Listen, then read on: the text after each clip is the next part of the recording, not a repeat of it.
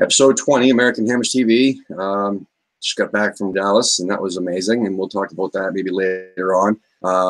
But tonight, our special guest is from Nashville. His name, just like mine, is Tim. What's going on, Tim? Not a whole lot. How you guys doing? Awesome. And there was a match that, oh God, I wish it could have been just redone or VAR added or something like that. We'll talk about that later. And Lee, you want to talk about the women's team real quick?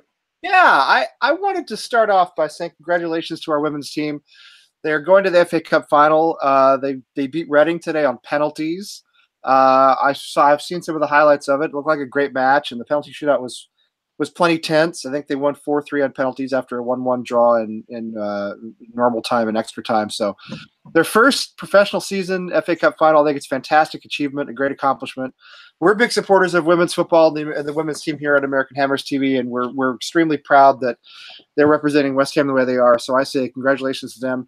Go get the trophy. We need a trophy. It's been a long time. It's just an accomplishment alone for them to be there, which is awesome. And to actually play a club like Man City in the final, that's going to be something fantastic. There's going to be thousands of fans there for that. Absolutely. The support is growing for them. And, and I believe it's on the same day as our game against Southampton, a home game against Southampton, which I think is the last home game of the season. It is. It's unfortunate because I really hope there's a big West Ham contingent there for the FA Cup final. I think it's a big deal. A lot of people have different opinions about women's football. I happen to like it. Some people don't. But regardless, this is West Ham. This is West Ham in a cup final, and I hope people can go. I do. If I were there, I would go. So, well, it's just that new league that they're in, that they joined this year. It's getting more and more competitive, which is really something nice to see. So, not every club is in it, which is great. So it's kind of like the really true Premier League of women's football in England, and so the best of the best players are getting signed over there, and it seems to be more and more advertisement, more and more money involved. So we're seeing a lot more competition. But before we get further, yes, I'm drinking my Strava Craft tonight again, and got my blinding white headphones on because the other pair shit bed on a little travel there. So anyway, how did you become a Hammer, Tim? So shockingly enough, it was not the most obvious team to pick. I've been a soccer fan for a really long time. Never really had a Premier League team. When I moved to Nashville, I still didn't have a team, and coincidentally, the bar that opened in my neighborhood after I had already lived here for a couple of years ended up becoming a West Ham bar. One of the founders of our club was just a big West Ham fan, and told the owner, who was actually a Liverpool guy, he said, "Hey, if you open early on Saturday mornings every time there's a West Ham match, I'll come in here and I'll get people in here and get people drinking and making you some money." And I was like, "Hey, I'm going to be in there as long as you're open." So I'll go and I'll become a Hammers fan. And I've been for probably 3 or 4 years now only. So not the longest tenured Hammers fan, but certainly coming around on it or came around on it pretty quickly and have been a pretty diehard ever since. That's a cool story. So you were telling me off the air a little bit. How many fans you get on average these bars? Like, how many did you have on Saturday? Yeah, on Saturday I think we had about 8. We have a core group of 4, 5, or 6. That's almost always there. A lot of our people, our other founder Eric, travels a lot. One of our prime members, is an English gentleman who goes back home and goes to the matches there. He's actually a season ticket holder, but he doesn't make it back very often to Olympic Stadium. And he also works in Las Vegas a lot. So he's only here occasionally, but we have 4, 5, or 6 basically all the time. And then we go up to probably 15 or 16 sometimes, but probably average just south of 10 probably. So a pretty good group, not a huge group, but definitely one that we take over the bar a little bit whenever there's a match on, for sure. Yeah, that's not bad at all. That's a good group, and I think there are a lot of groups like that get that number of people on a regular basis. So you are a convert, then. I mean, so you're the kind of person that we're always talking about, sort of reaching out to about West Ham. So you were going to the bar already, and so tell me about the bar. Is it do you share it with another supporters group or other supporters groups, or is it just you? It's just us. They're the sort of bar that's willing to put on any match that's on TV, but we're the only one that they will open early for and things like that. So it's called the Centennial. in West Nashville. So it opens, especially for us. Sometimes we travel to the like 6:30 a.m. Central Time away games. We travel to the other team's bar, but generally any regular game, they're open for us, and we're the only people in there. We welcome fans from the opponent and any kind of unattached fans or unaffiliated fans whose game is also on at the same time. But certainly it is our bar pretty much through and through at this point. Nashville's a hot spot too. So you get any West Ham fans from like not from the area? Oh yeah, absolutely. I would say almost every match we're going to get somebody who's happening to be in the area from Atlanta. We get people who are just happen to be in here traveling. Obviously, it's a big like healthcare technology city, so people come from both coasts for that, and they kind of message our group and say, "Where can we watch the game?" We say, "Well, hey, lucky you, we have a home bar, so come out and check it out with us." And I would say probably 90% of matches, there's somebody who's not one of our core Nashville Hammer people that's there every week who makes it in from out of town for sure. You know, it's turning into a bachelor party. Oh yeah, absolutely. Bachelorette party is the big one too. Oh yeah. Mm-hmm. Yeah, do you get? I couldn't name you a modern country music star. Yeah, either could I. No, I've never seen one in there. There is a professional wrestler who lives in town. I can't remember his name because I do not care for professional wrestling. Who's a big hammer, and he comes in occasionally.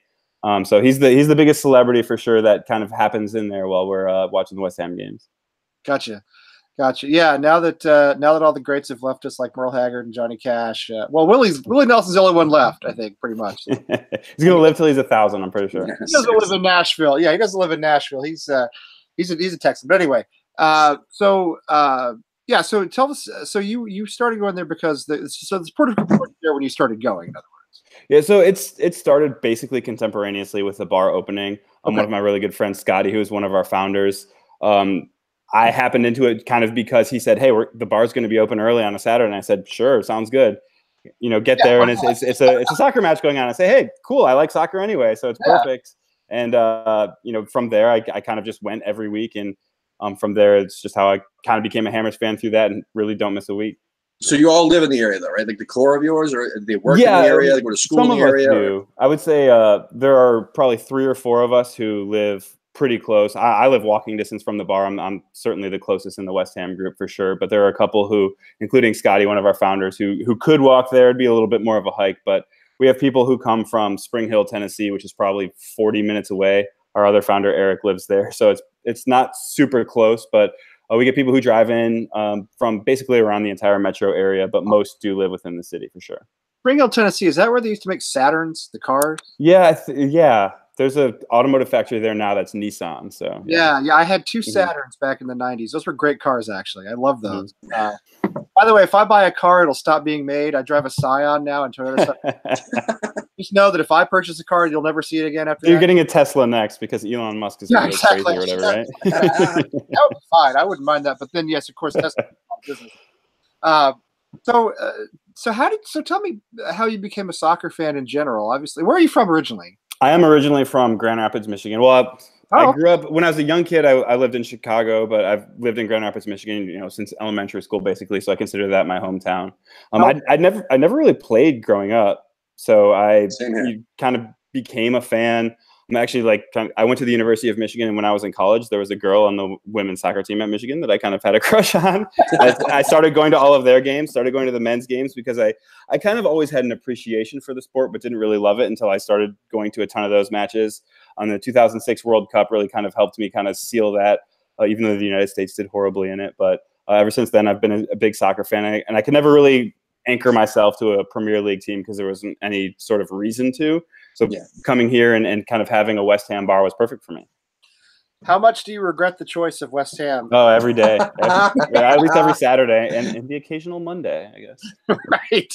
Oh, but as I always say when we do these shows, when you get around West Ham fans, around quality people because we're loyal and we're honest and we can stick by a cause in good and bad. And you certainly aren't finding a lot of bandwagon or West Ham fans. Right. Exactly. You don't know what you're getting with Liverpool and Manchester United or one of the top 6 clubs. So, so tell us a little bit about the scene in the bar, if you would. So You're getting like 6, 8, maybe 10 people there on a good day, and it's all yours, which I think is great. I think that's the best way to be if you can.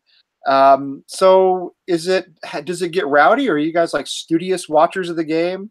We have a little bit of both. I'm among the more studious, and then maybe if there's a goal or two scored and I'm drinking a little bit more, I get raucous as well. But I'm among the more studious, and we have a lot of people who are kind of yelling at the TV a little bit too. One of the things that we like to do is when somebody scores, we drink the national beverage, or what we deem to be the national beverage of whatever their nationality is. So we had a rum, because there is no Brazilian beverage that we know of.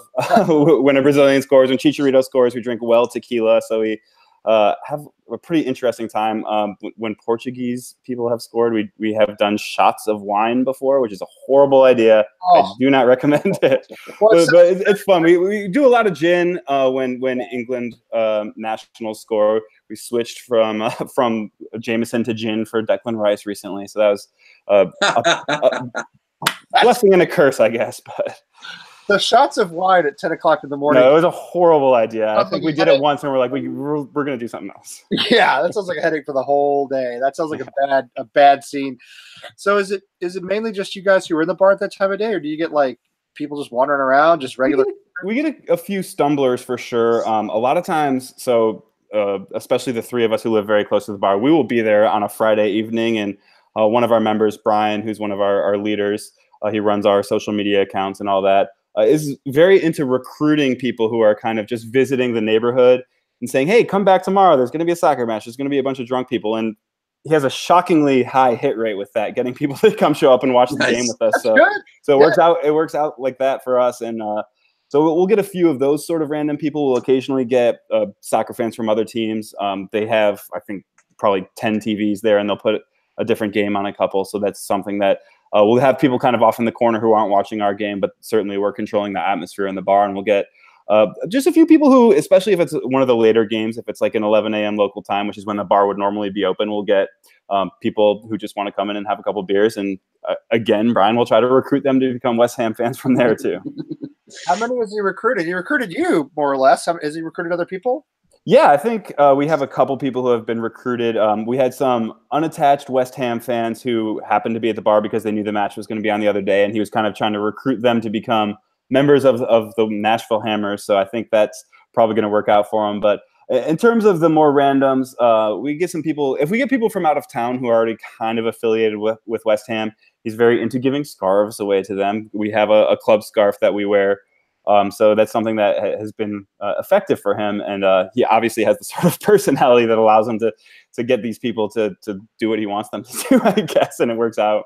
Now, is he from Nashville? Is he an English guy? What's his No, name? he's of South American descent, but he's from Vermont/Pennsylvania. Okay. So he's in politics. So that's how he does the recruiting very well. But yeah, he's a guy who just knows how to talk to people. And we have a couple English guys. Like I mentioned, we have one who goes back to London pretty regularly, but most of us are Americans, and a couple of us are Nashville natives who have basically never left either.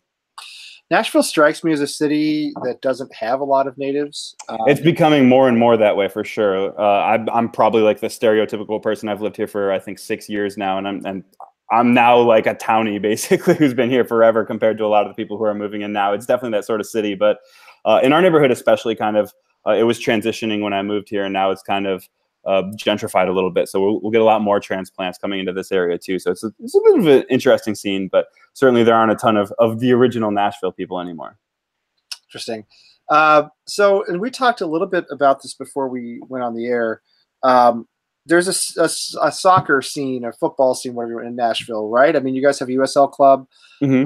And so do most of the guys who go to the bar also go to those games, or at least pay attention to them? Yeah, I would say probably half of them have season tickets. Last year was the first year of the USL club, so several of us got season tickets together. I'm actually a journalist. I cover the USL club, so I don't. Oh, nice. I don't have tickets to the games, but I go to all of them still. So I would say probably maybe 7 or 8 of them go together. But generally, I would say most of the people who are kind of the core members of our group go to basically every single one of the USL games. And what's the name of the team? It's Nashville SC. They're going to be in MLS next year. I know you guys are not huge MLS guys, as we were talking about before, but they're joining Major League Soccer next year. So I wish we were. Yeah. I really do. I wish we could. It's just everybody's different, and we've run into a lot of American soccer fans who didn't really grow up with the MLS. They grew up with watching their favorite club in Germany or Spain or England or whatever,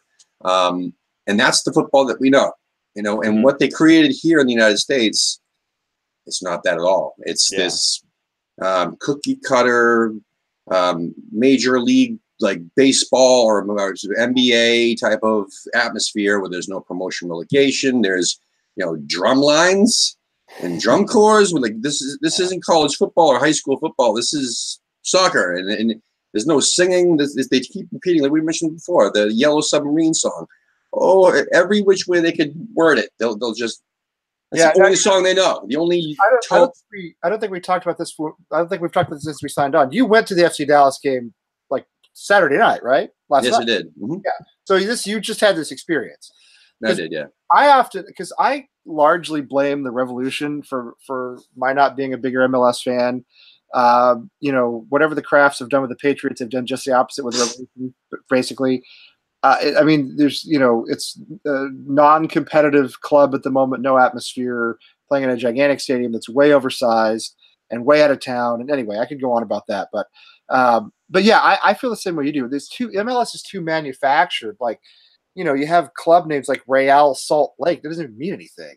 Who's the king? Who's the king of Salt Lake City? That Real means royal. It's it might be a Joseph Smith or Brigham Young. I don't know. Well, yeah, right. I was gonna say I didn't want to get into that, but yeah. I will say though that even though the weather was horrendous, I mean it was like 40 some odd degrees and it was raining horribly. There was still a couple thousand fans there, but even Wayne was saying that on a given night there's probably about 14,000, which is better than the Revolution. And also it's a soccer specific stadium. The stadium was gorgeous. The whole town of Frisco was just, all redeveloped and nice looking and it just fit. And the seating was beautiful. They have the Soccer Hall of Fame there, and that was kind of cool. And it was a great setup. It's just, it was shitty weather, and I had, the best time at FC Dallas won, so it was great. But yeah, I don't know. It was just halftime. We all went inside the concourse area. It's like glassed up, not the outside concourse, and right next to the Hall of Fame. Grabbed something to eat and whatnot, and then FC Dallas's drum line came indoors, and we're performing inside our large room. And I'm like, oh no, man! I spent the whole time like this. No, like stop. It is to have a drum line. And then I was asking Wayne, I'm like, do the fans even have an opportunity to vote on this? Like, is there like a survey that goes out once a year saying, hey, what do you think about this? What do you think about that?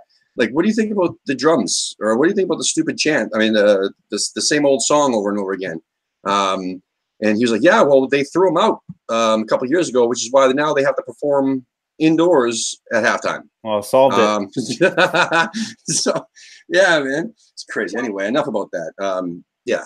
So anyway, the Nashville team, though, hold on a second. I forgot to ask. The Nashville team, wasn't there another Nashville team that is no longer in existence that was like not it's sort of a long story. Yeah. Essentially, it was a supporter-owned NPSL, which is the fourth division. It's a supporter-owned club, yeah. And they had a lot of supporters, though, I thought. Yeah, well, so what happened was they basically sold themselves, or the supporters sold their shares to the USL organization, which then took on additional investors to pursue the MLS bid. So it's the same organization. It's just gone through kind of a organizational and ownership change over the course of it. But it was Nashville FC, and they changed the name to Nashville SC, but it's the same organization, just kind of in a different form, I guess.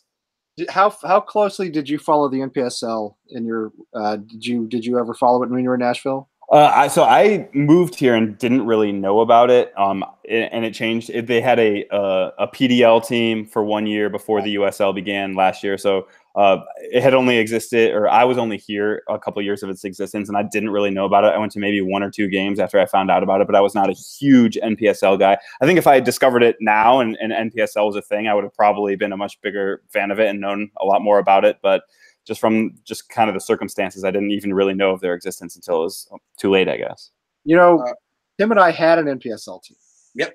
Tim started it. He really ran it. I just helped a little bit with the marketing, but the website and everything else behind the scenes. You helped out a lot. You were at every board meeting, and we had fun. Helped out a lot. Yeah, for a while. Yeah, for a little bit. Yeah. It was called Great Lowell United. It was in Lowell, Mass, and it was a lot of fun for a few years. We really enjoyed it. We would not have played Nashville. Obviously, we played up in New England, but I didn't. Since you said you were a journalist, if you followed the NPSL closely, you'd have followed it really closely to refer to Great Lowell United. we were there. One of my dreams is to start an NPSL team, kind of a vague pie in the sky dream. I think that'd be really cool. So I'm very envious of you guys. Man. I'm telling you, look, I still want to, every day of my life. I mean, that's the one thing that I tried with no money, no experience. Yep. And I just try to surround myself originally with West Ham fans. That's how I found Lee. But then I try to, surround myself with people who, could do everything I need to get done to have it happen. And sure enough, it happened with zero initial anything other than a logo. And it was really, really cool. And the first year was great. We didn't really lose any money. We just didn't have the money to continue. So I had to bring somebody else in, and that person killed my dream and turned it into something completely different. So I said, "Fuck you, I'm out." Yeah. And I tried doing another. Story. I did another one, and in a different town called Worcester, and we actually had West Ham colors for a brief period during our U.S. Open Cup qualifying rounds, because we were actually in the BSSL, which is like a state league, and because of that, we earned a spot to play in the U.S. Open Cup qualifiers, and we won our first match against a club in Rhode Island, and then we got the one game that we had all the potential investors and everything like that sitting in the stands, we got destroyed 4-0 by some team from New York, who was well organized. But anyway, so that killed that. But no, man, it's really cool. If you ever have that thought at all that you want to do something like that, you just gotta do it. But you gotta make sure you surround yourself with anybody but Tottenham fans. Do not do it, because they'll kill it. They'll backstab you, and they're just dog shit. You should have known if you were getting in bed with Tottenham fans that was gonna happen. Oh God, I know. Yeah, Tim's issues with Tottenham go way beyond him being a West Ham supporter. 100%.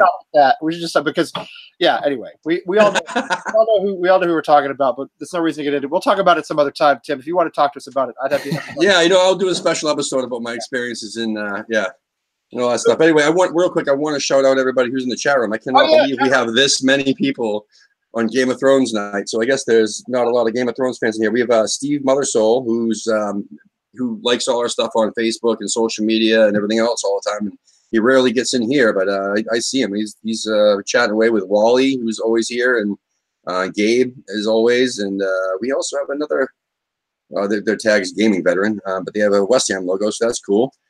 He said we got robbed yesterday, and I said brutally, and we'll discuss that later for sure.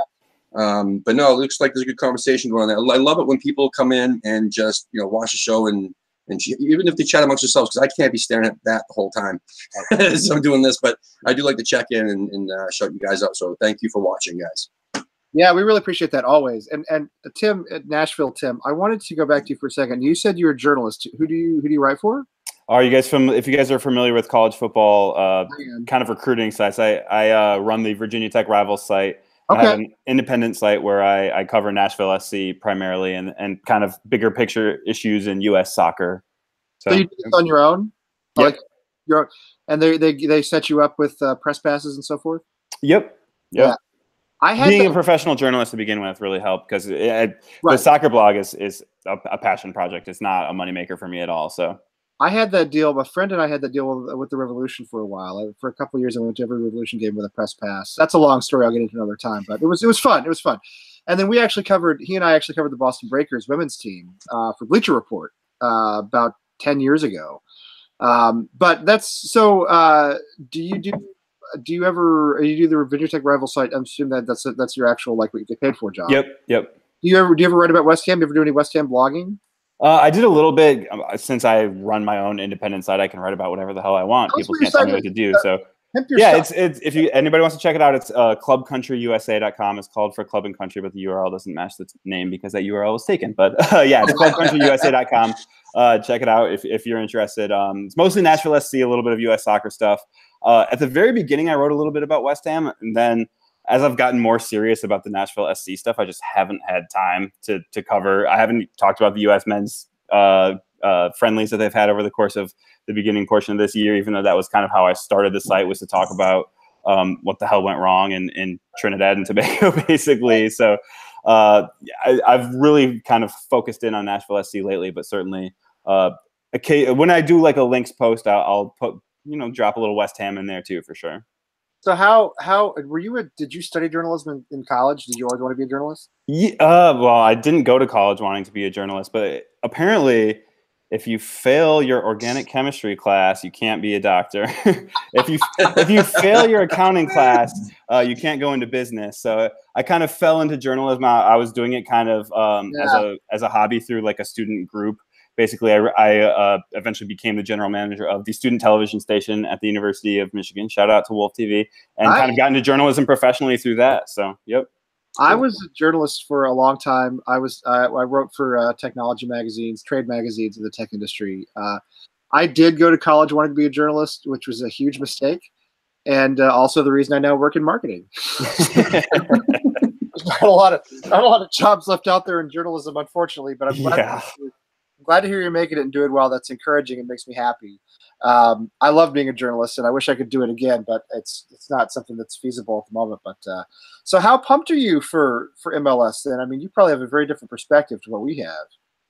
Yeah, I've actually gotten a lot more into it over the last year and a half, just knowing that Nashville is going to be in it soon. I don't know if some of the misgivings that you guys have about it, I share, about how a lot of it is manufactured. I also it kind of goes both ways too. People want to force, okay, this is what English soccer is like, or English football is like, so this is what American soccer has to be like. And you get people who say, okay, this is what Central American football is like, so that's what American soccer has to be like. And it's kind of it's a melting pot, but you get a lot of people who are kind of playing tug of war over what it's supposed to be and that sort of stuff.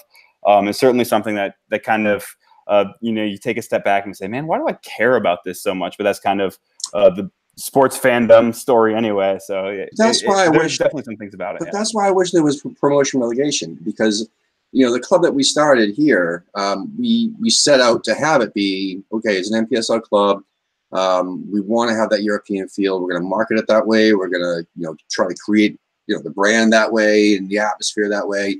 And if we were to get promoted, that's great. But there's some USL clubs, and even back in the day, like NASL clubs. Yep. That some of them were run like Italian clubs, or Spanish clubs. They had the smoke bombs and they had their ultras and stuff like that, which is slightly different than what you definitely see all across the MLS.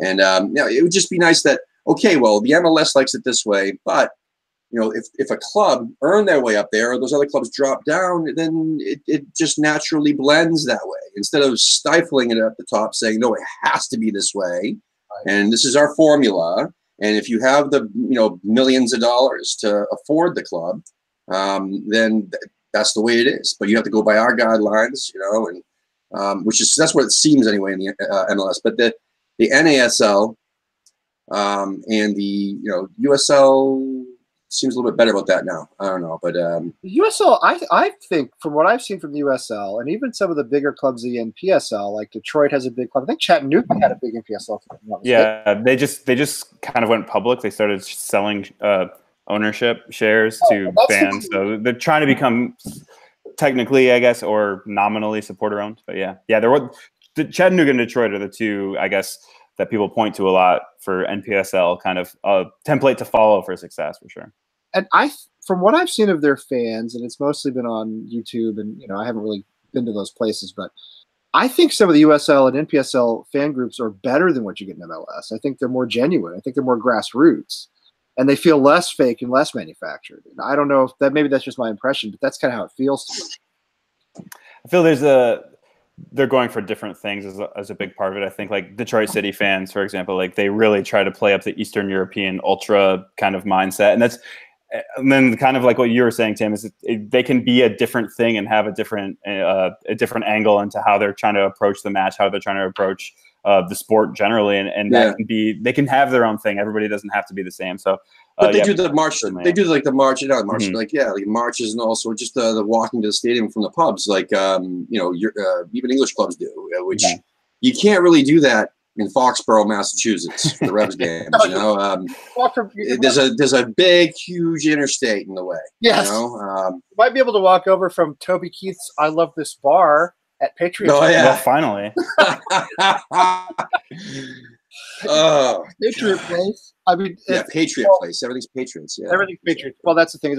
Well, but I feel, I think to a great extent, when you go to the lower levels of U.S. soccer, obviously it's harder to draw fans, but there's less marketing and there's less of this sort of MLS trying to be sort of like baseball, basketball, NBA, MLB, and be sort of glitzy. I don't know. I'm not sure I have a better word for it. Polished, man. It feels cookie cutter polished. Or sterile. Sterile is a word that I use a lot for that. Yeah, exactly. It feels more grassroots when you have these smaller clubs, and in a way, I think I equated a little bit to being an American West Ham fan versus being an American fan of, let's say, a top 6 club.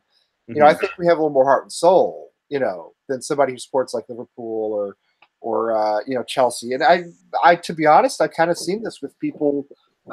Tim, I think you would maybe agree, Tim Milligan. We've seen this with people we know who support the big clubs. They don't have the passion we do, quite frankly.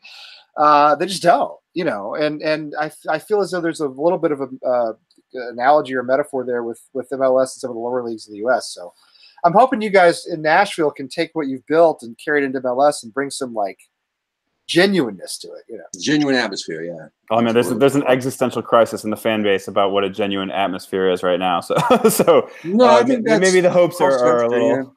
No, that's interesting. No, I'm actually kind of curious about that. What's their thinking? So the supporters group that was the ownership group of Nashville FC that kind of got bought out remains the largest supporters group of Nashville SC going forward.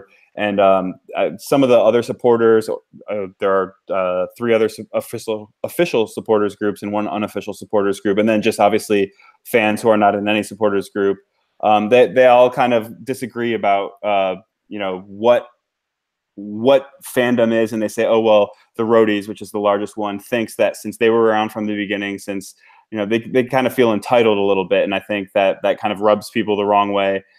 So there's always, regardless of level and regardless of that, there's always going to be some sort of conflict. I think we seek conflict as a people too frequently. So there's definitely something. There's always something going on here in Nashville when it comes to how do you be a proper fan, which is kind of what we're talking about already. Get that in the West Ham support too, though. You see that all the time on Twitter. You see it on Facebook. There are definitely people, I think fewer and fewer people, and I think there are definitely people who would say that we're not genuine fans because we don't live over there, go to the matches, we're not from East London, what are we doing? I see more and more West Ham people accepting us and actually saying, hey, we really think you're insane, but we appreciate what you're doing. But yeah, I mean, I think you get this all the time. You remember, maybe you've read back in the old days about the West Ham various factions in the firms would fight with each other before they go fight with another club. That was the physical element of it, which is not great. But even this, there's even a sense I think within West Ham of like, well, I drink at this pub or I drink at the at the supporters club. And we sort of we have our clans even within the club. So that doesn't seem all that unusual to me. It's just it's just unfortunate because I probably don't have as many fans of Nashville SC as you at West Ham. So. Right, yeah. I don't think probably that's the case. No, but I'm just saying, so with the MLS, though, it does feel like every single supporter section, it's like the club said, okay, we need our drum corps. We need it here, and we need our fort, or whatever you want to call it, or our rowdy people, or whatever, even though they're not. They just sing Yellow Submarine all night and bang on drums. But anyway, I think that's what I'm talking about, where it feels like it's coming from the league or coming from the club, who is coming from the league to the club saying, okay, this is our little section for our guys, and we got to have our drum seats right here. You know, the first 3 rows are drums, and then everybody congregates around them and sings "Yellow Submarine." I don't like that. I mean, but again, that's my personal preference, and a lot of people I think feel the same way. But at the same time, that's why I really, really feel that this whole conversation would be ended if there was promotion and relegation in the country, because I don't care what other clubs do for the most part. My club, I don't want that. You know what I mean? So I would love to see, clubs that have a similar mentality to what I would like as a fan, which there are, in the UPSL, MPSL, the smaller leagues, have them have an opportunity, like you were saying, grassroots type clubs, give them if they earn their way up, let them have a shot. Let them have a shot to earn their way up into the MLS. And then if they don't make it because they can't financially handle it, well, then shit, they fall back down again. Yeah, that right? happens in Europe. If they can't afford the players, then I love promotion and relegation conceptually. It makes a lot of sense. Obviously, I come from a very different perspective as from a couple guys who owned a team. But I feel like when the team gets relegated, the level of investment for that team is unsustainable in America in a way that doesn't happen where soccer is the most popular sport. People are just going to stop paying attention. I worry about it from a business perspective, saying, okay, everybody thinks about promotion, and promotion is great. Relegation is great too. It forces investment at the kind of the West Ham zone on the table a lot of the time. But if a team gets relegated, I like worry very deeply about what it would kind of do to the grassroots of U.S. soccer, because when you go up and back down, it's going to really damage. I think too many clubs for there to be that same level of investment. Certainly, you're going to get like hobbyists who would do it if they'd never made $1. Right. But at that point, the accomplishment of what you're doing, I guess, could be outweighed by something too. Yeah. Certainly, you would keep doing it, Tim. Well, I don't want to spend too long on this because we have other things to talk about. But I understand what you're saying, and I think there are a lot of other issues with promotion relegation in the U.S. that don't exist in other countries. Mm-hmm. Local TV markets being a big one that doesn't really exist in most of Europe. Here, you have contracts with in Boston, New York. You have different TV contracts based on the city you're in. So, and a lot of TV ratings are based on, are people interested in New York and something, are they interested in LA? If you see both New York clubs get relegated, do you lose a huge chunk of your viewing base? In England, I think this is much less likely to happen. People watch no matter what, right?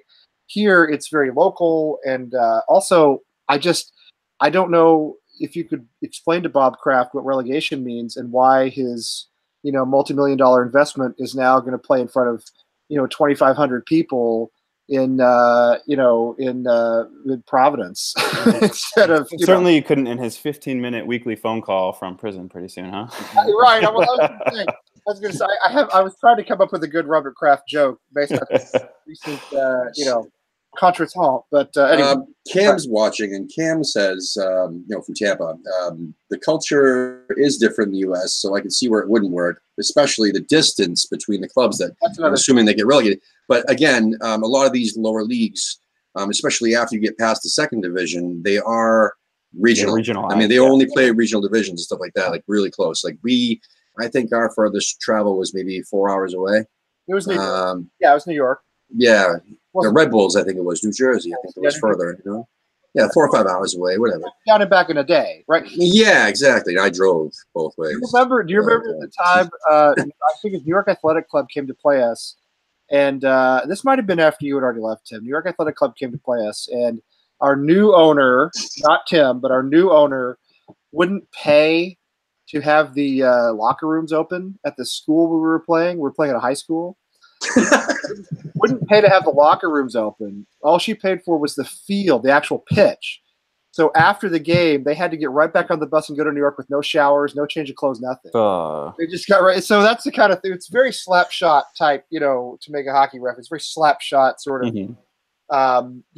Bull Durham type stuff we're talking about here. But yeah, I mean, we could go on and on and on about promotional relegation in the U.S. because we're a little over halfway through. So yeah, that was definitely a good discussion. I mean, that's something that we always touch on, but never really get into. So I appreciate you, Tim, actually going in depth with us about that. That's kind of cool because he does have whatever I can do in that.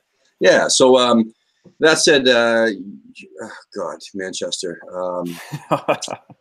Listen, it was anyway, great promotion and relegation, right? But yeah, exactly. The problem here is that the best two matches we've played all year, this year, I mean, since January, was Liverpool and it was Manchester United, both of which we were robbed. And both of which we lost on a fucking penalty. Yes. You know? So, or drew. It doesn't matter. I mean, the points doesn't mean shit when it's a penalty. I can't say, nothing's worse than losing to a team who's supposedly way better than you, and you lose because they score more penalties than you. I mean, that's just crushing because they didn't really earn that victory. The first one was never a penalty, all right?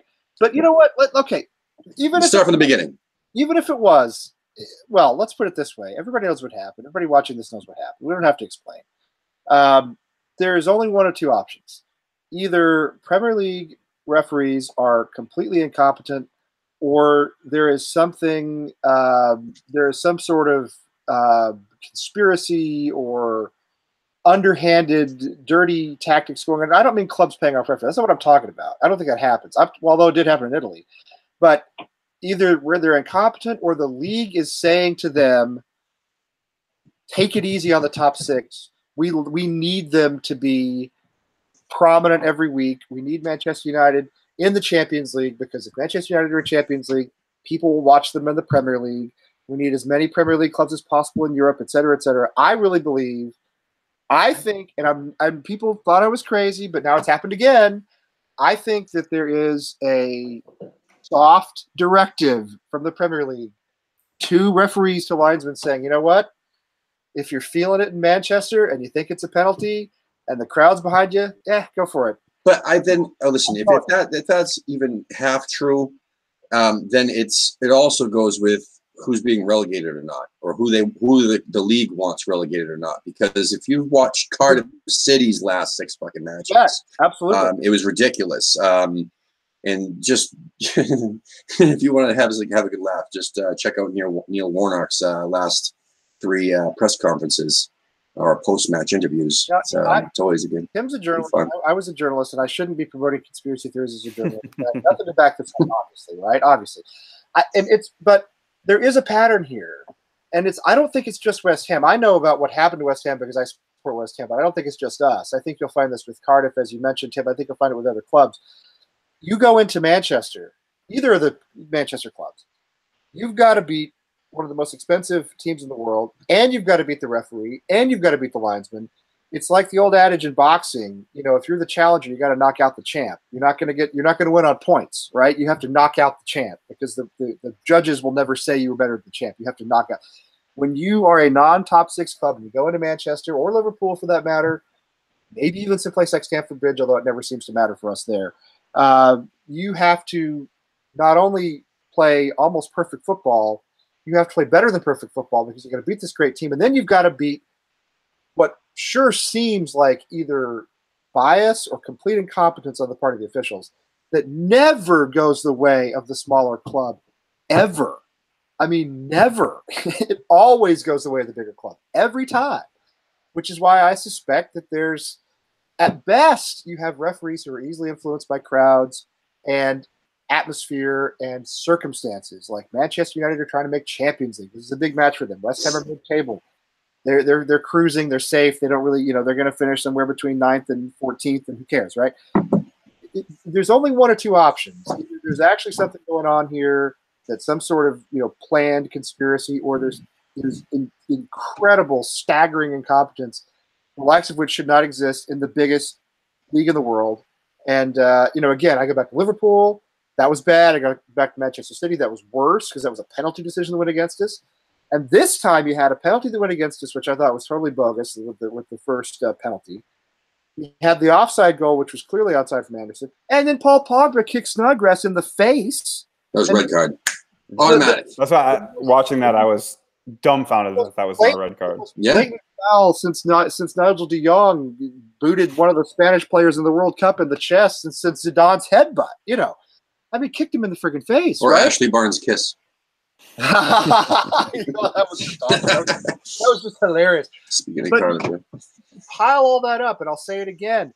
It always goes for the top 6 club. It always goes for Manchester United. It always goes for Manchester City every single time. It always goes to Liverpool every single time.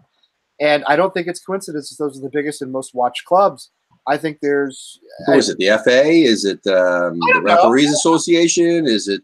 I have no idea. Sir Alex? I think there's something to be said for the refs psychologically expect Manchester United to be better than West Ham United when they, walk onto the field that day. I don't even know if there's a conspiracy. I would not expect there is a conspiracy. I think it leans more towards the incompetence and kind of that psychological expectation that they're just expecting it to go that way, and they kind of have influence to make it kind of go that way too. I listen. I mean, I don't really believe in conspiracies, and I think it sounds ridiculous even when I say it. But I just, at some point, you don't. What other explanation is there, except for, again, gross incompetence and referees who, let me just tell you, it's hard to be a referee. All right, I have a friend who got up to about the high school level as a referee. It was hard for him to get there, really hard. He took a lot of abuse. He got chased out of cities, Daniel, Daniel, you remember Daniel, coached our team. He's actually at about an MLS linesman level. He actually could, I think he's worked his way up to where he could be a linesman in MLS, although I'm not sure he does that. It's really hard to get there. And MLS has some of the worst referees in the world, as we know. But it's super hard to get there, right? So these guys in the Premier League, in the biggest league in the world, I mean, they should be the same. They should have the same skill level as the players, basically. You know what I mean? Yeah. Everybody's going to make mistakes. I get that. But again, you take a match like this, and it's every week. It's not. I mean, it's not just right. It's every. It's talking about, again, 3 major decisions. One of which was once again a penalty, and I always think the penalties are worse. An offside goal. Sometimes I can excuse that, although it's happened to us too many times. How about the Liverpool player? Yeah, the Liverpool not offside goal is horrible. Or the Liverpool player blowing a snot at one of the Chelsea players on the floor right in front of Martin Atkinson. Right. I think that's his name. I'm not sure if that's his name. Anyway, whatever. The referee. I mean, it was right in front of him. And the guy turned around and was like following the path of the snot. And it's like, how do you not see that? And he just didn't even flinch. The referee didn't even nothing. It's the decision. Is this Liverpool or? It's the decisions that bother me, the penalty decisions in particular, because that's more of a judgment call than anything else to me.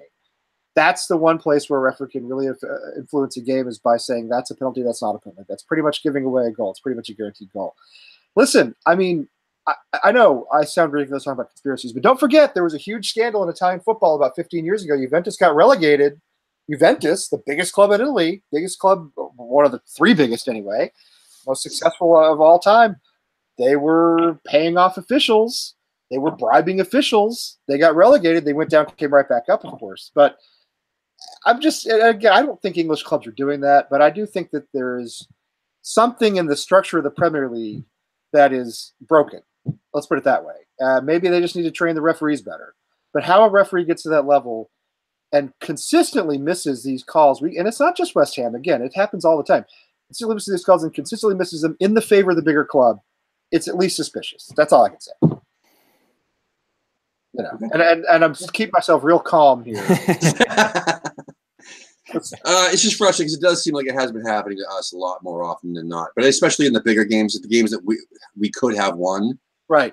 It's not happening every single week because, like you said, we don't play the big teams every single week. But when we played that well against Liverpool and to have that blatant offside call.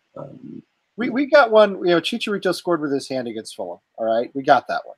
I acknowledge that one. But again, that's a West Ham Fulham match, and the Premier League standards, nobody cares about them. For the Premier League as a league doesn't care about that. If you took the Liverpool offside goal, if you took the Manchester City penalty, which I think was terrible, and if you took this last match. Oh yeah, I forgot about that. All right. If you took this last match, there's 3 we're talking about there, 3 big decisions.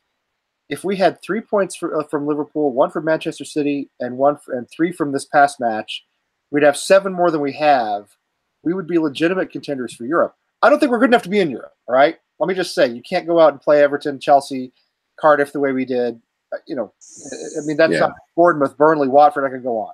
Or even Huddersfield. You don't go down 3-0 to Huddersfield. I mean, regardless if he came back or not. I mean, that was piss poor performance. Yeah. Not good enough. But then we'd be, even if you took this Manchester United game and said, all right, let's you count Anderson's goal and say it's a draw. Say they're both penalties, it's a draw. That's still 5 points. That puts us in 7th place. Now, other clubs have had decisions going against them too, right? I mean, so it's not a cut and dry thing. But it's frustrating because Yeah, we turned up, we played well, and again, third time against a big club. Two of them were away. A big decision or series of big decisions goes against us, and it's taken 5 to 7 points off of our season as far as I'm concerned. And it's funny, Gabe just mentioned in the chat too. Like how often do you see the top 6 teams complaining about these? Only when they play each other or getting robbed. Yeah, that's right. Yeah, only with you're absolutely right. You're dead right, Tim. Only when they play each other. Only when it's Manchester United, Liverpool, and some And I do think there's incompetence at the level too. But you never hear them saying, oh man, that really should have been a penalty in that game against Southampton, because it doesn't happen that way. No, just salad diving. I mean, that's the only one I hear about, no matter what team they play against. Well, it's funny. They Premier League made that post today about the top leading scorers at this time. Yes, and I guess saw that. Yeah, and I was saying that he also leads the leading dives, but and then someone told me to go stick to rounders or something like that, and I'm like, oh, that's what they call baseball. That's the classic English insult to Americans. Fucking wank. They refer to baseball as rounders, which in England that's a game for girls and girls play. It's really not much. I mean, it's similar to baseball, but it certainly don't have guys throwing 100-mile-an-hour, fastballs at you in rounders. So I sent to Jeff about a kid in a shirt diving. I want to get into a culture war because I love it. No. That's not the point. The point is that I know he was clearly a Liverpool fan.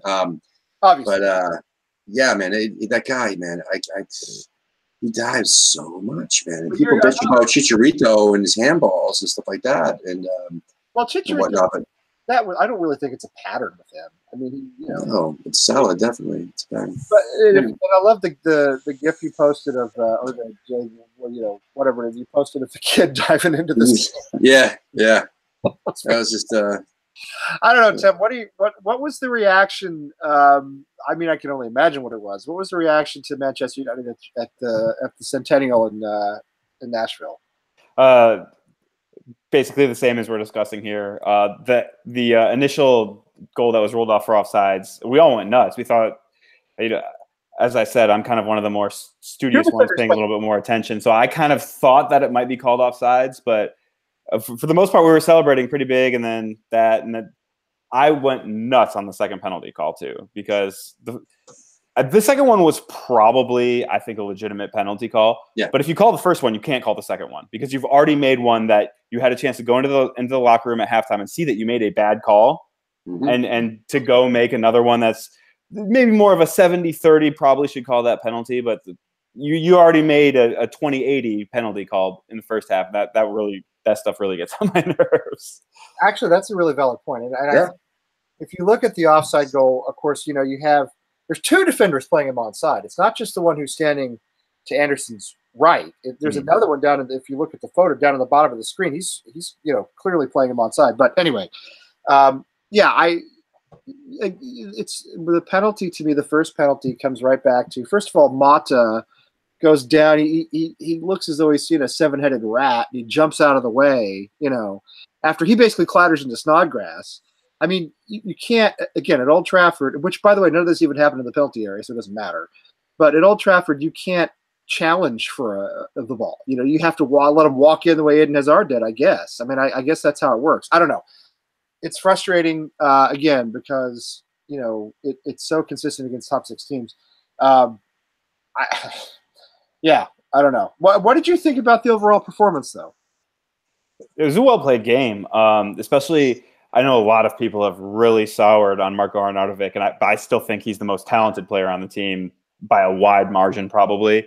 To play that well without him, to have a really good chance to create a bunch of scoring chances without him, because he's been one of the very few creators. Obviously, Lanzini's return has been very helpful in that regard, but to play that well without him and to still have that frustration of not having, like we feel, probably a legitimate opportunity to win the game was really frustrating, but certainly it was a well-played game. Our best month this season that we played was without him.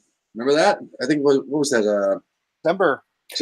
There's something to be said for chemistry for sure, but yeah. I feel like when you have a guy on your payroll, either you let him go to China over the winter transfer window, or you say we've got to figure out a way to play well with this guy because he's very clearly one of the most talented guys on the team for sure. Go ahead. No, Tim, go ahead. Before we get into, I want to touch on the little trip I had to Dallas real quick at the before we end the show. But I definitely want to ask you guys' opinion on this upcoming game, like what you think, who we should start and stuff like that. But before I do that, I wanted to say that a couple episodes ago I was talking about Leicester's form. You know, since they've hired Brendan Rodgers, until I realized who they actually played in those last 5 games.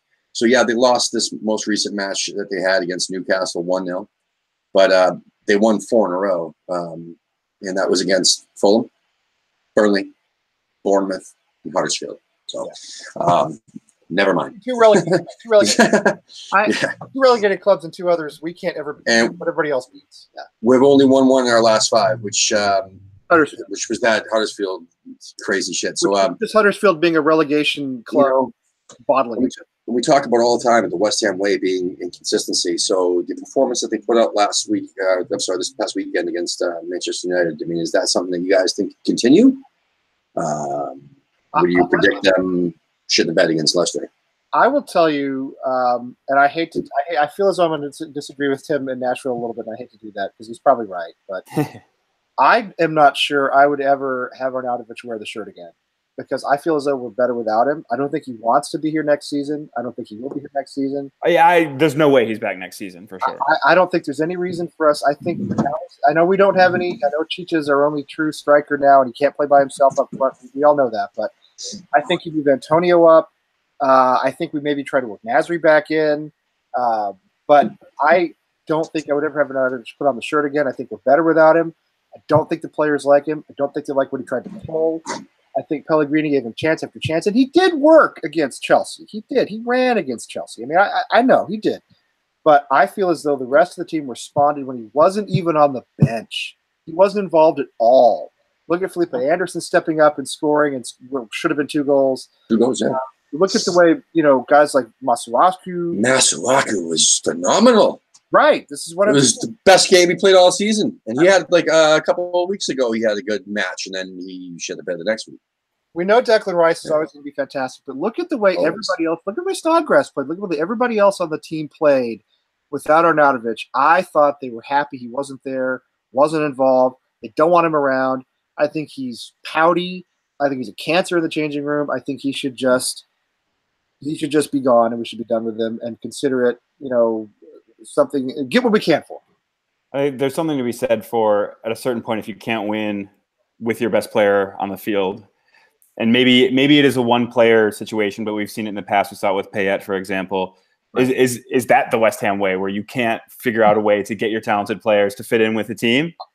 That's what I worry about. I don't know that that's the case, but certainly I would say you try to make it work when you have a really talented player. If it doesn't work, if the players don't like him, and I would say since that winter transfer window debacle with China, the attitude on the team towards him has completely changed, and it probably is a situation where he probably doesn't fit in anymore with his teammates. So certainly it's changed since then. But before that, I would say you have to find a way to win with that guy, or talented players aren't going to want to play for you either. They're going to say, hey, I've got a transfer offer from West Ham, but I know that they can't deal with a superstar like, I don't know, Zlatan, whatever. No, I think that's a really common point. The West Ham way used to be to sell our best players. Yeah. To sell our young players before they peaked and make money off of them and then blow that money on stupid things and terrible things. And then struggle with having another relegation battle. Hopefully we don't do that again with Declan Rice. Hopefully we keep Declan Rice and we keep this team intact, because I think with healthy players coming back next season with Pellegrini still in charge, I think we have a chance to, be contenders for the top 6. I don't think that's outrageous. I really don't. I don't think it was outrageous at the beginning of this year. I didn't think it was outrageous a few weeks ago, even. It's this poor run of form now really has changed the paradigm too. Well, and I have a lot of, I think part of that is down to injuries. I think part of it is once players were safe and they knew we were safe, which I'm not sure we are mathematically, but we are in a practical sense. And Lanzini's not looking likely to play. I mean, Lanzini, they haven't had a scan yet, I don't think. He's never come back to form, and I think he pulled his groin or something, didn't he? Yeah. He's never come back to form, which is a shame, and I worry about him. I worry about whether he's ever going to come back to form. I don't know. I'm not sure anybody knows. His injury was horrific. That's why we were talking to the guys from Chicago last week. We said, hey, if somebody steps in and takes a flyer on Lanzini at tens of millions of pounds, I mean, maybe. Yeah, for sure. You know what I mean? Because you just don't know. But anyway, yeah. So I think hopefully we have the manager in place who can recruit players, and I think I don't think anybody's going to sympathize with Arnautovic. I don't think any players who might be coming in are going to say, "Why did you get rid of that guy?" Everybody knows. At this point, for sure. Now, I don't say never play him again, but certainly I understand his future here is basically over for sure. After it was nice. It was nice to see Nathan Holland on the bench, even though he didn't play. I was really disappointed about that. But Diangana on the bench too, and he actually got some minutes. That was really nice to see. So that could be the remainder of the season with all these injuries. We also have a few other young players that could pop in, like a Ben Johnson and whatnot. Ben Johnson healthy again? I know he got injured. I think he should be healthy by now. No, he did really well at Manchester City. I'd love to see him play again. I hope we carry some momentum in against Leicester. I think Leicester are beatable, especially with us at home. Yeah, we need it. I mean, bottom line, we need it. I mean, the players need it. The players need it. The fans need it. We need a win, and that's the only thing I can see coming anytime soon, other than what do you call it? Tottenham away after that. This could be the difference between finishing 10th and finishing like 14th. I mean, because we're not 100%. We're not super far from finishing down in the teens, right? I mean, Newcastle, Palace, they're sneaking up on us, and everybody who we needed to lose this last week lost, but so did we. Yeah, and we could have actually gained ground this last week, but we should. Well, but either way, I think we're. Anyway, no, that's cool. Sorry guys, we're running out of time. So I lost my train of thought. Dallas was awesome. It was nice to meet, our fellow guests from the Alamo City Hammers, David, which is really cool. They had about at least 20 people there. I know they had some guys visiting down at Bayou that weren't there when I met them. The Dallas Hammers over at McSwiggan's. It was really cool. Great vibe, great people. Every single one of them I met was nothing but, fantastic. The hospitality was great. I recommend not just going to Dallas, but if you're an American West Ham fan anywhere, hit up a supporters group. Even if you're on vacation, man, it's really cool. Even if it means that they're a group of 5 or a group of 3. I mean, you could be that 4th or 9th person, or whatever. And like we've talked about this in the show many times, West Ham fans are some of the best people you'll meet, and it's true so far. I really haven't met a shitty one yet. So, it's pretty cool. So that said, we got the big show tomorrow. Oh, that's right. Yeah. You and Wayne are doing that, or you can hop on too, brother. That's the whole plan. If you're around, let's do it. It's at 2:00 Eastern. It's 2:00. 2:00 Eastern time. We got Gio Mackey from Hammers Chat, which is cool. We've had this booked for a little while now. I'm really excited. That's going to be hard for me, unfortunately, but you guys will do great. I'm not worried at all about that. And then, so because I haven't really confirmed this with you, the following Sunday we're going to have Nick from Cross Hammers on. I'm so looking forward to that. Still got to figure out which time, but because we do have a show that night with the supporters group, so it's going to be earlier than that, obviously, and that's fine. I'll figure something out, but we definitely got Nick from Cross Hammers on. Is that Easter Sunday? Oh shit. Well, you know what? That's okay. Listen, Sundays, it's just, that's no, it's okay. Fucking show. No, I don't. My boys have to be in bed by like 8:00, so if it's like 8:00 or later, it's fine with me. But okay, before we go though, Tim in Nashville, tell us please about your bar and where it is and how everybody can get there. Yeah, our bar is the Centennial. It is at 5115 Centennial Boulevard. No, I did not look that up just for the show. I actually know it because I'm an insane person. It's in West Nashville. If you come to Nashville, head to the Nations neighborhood. Centennial Boulevard is one of the thoroughfares here. It's pretty obvious. It has an enormous mural of Patrick Swayze on the front. So if anybody sees our weekly group picture in front of the bar, we have a surfing Patrick Swayze. Sometimes we have a nice looking Point Break face Patrick Swayze. It's not so yeah, you won't miss it. I can tell you that. It's not Patrick Swayze It's not from Roadhouse, Patrick Swayze? There's a lot of interior Roadhouse stuff, but no, it's Point Break on the front of the building for sure. That's awesome. In Nashville, Tennessee, it makes total sense. Yeah. So who was the person that I was conversing with on Instagram that would have been Brian. Brian. Okay. So yeah, we'd love to have. I was talking because originally Brian was telling me that he wanted to do a show. I mean, we're talking months, like a couple months ago when we first started. He said he wanted to do something in May in the off season. So we're going to bring him back and for sure. He'd be great. He just, I guess his wife had Game of Thrones. It's Game of Thrones responsibilities for him. Yeah, I know. I've never seen that. I watched the first season and I was like, no, that's enough. I've gotten enough out of the show for my entire life. Too much of a time commitment. I hate watching a whole hour of TV. But I just put it on, and when I'm in the room, I work primarily from home. I'm just like, I'll pretend like I watched it out of here. Well, thanks everybody for tuning in, especially everybody who your buddy Ken tuned in tonight. Nice. Too. So good to hear.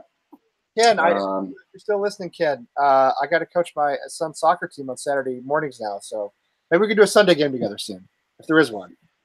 Yeah, and it was awesome to see Cam from Tampa pop in, Gabe as always, Wally as always, and there was Steve and a couple others in there tonight, man. This chat room was blowing up. I love that. So I appreciate that. Like I said, we have Monday night. We have Monday night, Jesus, Monday. Tomorrow we have Gio from Hammers Chat, and then what do we got next in the club-wise? I was just going to say holy shit, but no, we have Holy City on the 18th. Holy City on the 18th, and then Carolina. That's Charleston, right? Yeah, that's Charleston. Yeah, and Bayou Ironworks on the 21st. So those are our next couple supporters clubs. I know we have San Diego booked for the 28th. I don't have anybody booked for the 25th yet. So if you have a supporters club that we've not talked to yet, if you're just a fan, if you're just a fan. Oh, I could do that. I could. Yeah. The idea was if there's like two fans that have no relation to each other whatsoever, they just bounce like solo hammers, whatever you want to call them. We'll bring them both on as as guests and make that happen. As long as we'll talk to anybody who's West Ham. I mean, anybody. Hell yeah. I mean, you guys stooped and had me today, so. No, listen, you were great, man. I appreciate it. That was a really cool discussion we had earlier, man. Absolutely. Clubcountry.com and Club Country USA. Club Country USA. You got to get that USA in there for sure. .com, right? Yep. And you are on, and you have Twitter, Facebook, etc. for your. Yep, it's all the same. So cool. We'll follow you, and you'll get the big bump from us if we retweet. I don't know if that really happens or not, but anyway, I'll let you know. But we really, really appreciate you coming on. You're fantastic, and loved hearing what's going on. And they still call it Music City. Yeah, for sure. We got the Music City Center is our convention center, so at the very least, if they're still calling it that, we'll still call it that. Fair enough. All right, well, keep kicking ass down there in Nashville with the Hammers, and try to help spread the word of trying to grow the West Ham fan base here in America, and that's what we're trying to do too. And keep it up, keep up the good work, guys. All right, come on, you Irons. Yep. Thanks for having me, guys. Thank you.